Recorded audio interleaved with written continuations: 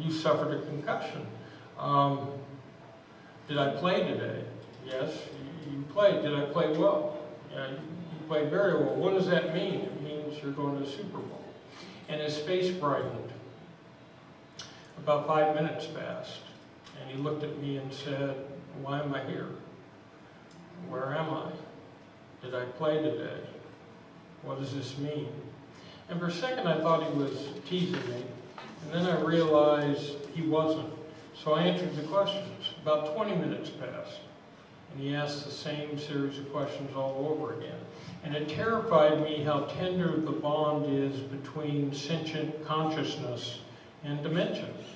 And I thought, if I'm going to represent players, I need to do something about this.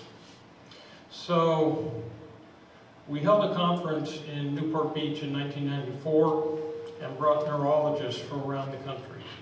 And they told us to take blocking and tackling with the head out of the game. They told us to deal with helmetry. They explained a whole series of things. We issued a white paper. I sent it to every team in the NFL. Got no response. So in 2006, we did it again, Warren Moon and I and the Concussion Institute. And then neurologists told us 3 or more concussions occasion an exponentially higher risk of Alzheimer's, Parkinson's, premature senility, chronic traumatic encephalopathy, and depression. And I think it gets worse because every time an offensive lineman hits a defensive lineman at the inception of every football play, it produces a low-level subconcussive event, just a little bit of change.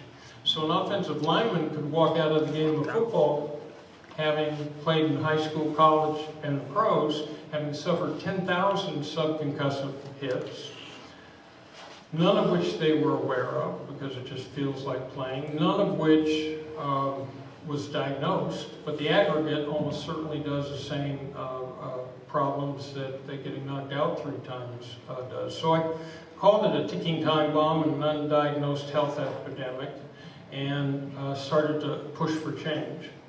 So we have a better concussion protocol right now.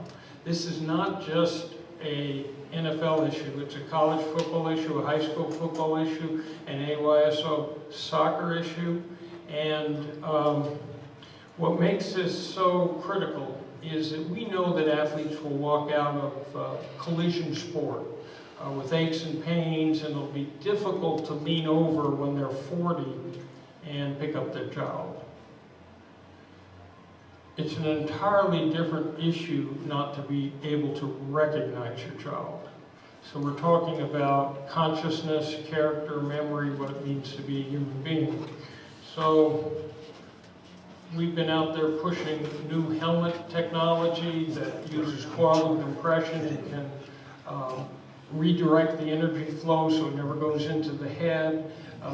Nutraceuticals and pharmaceuticals, things that can be applied, better sideline recognition so you don't return a player to play, and all sorts of things.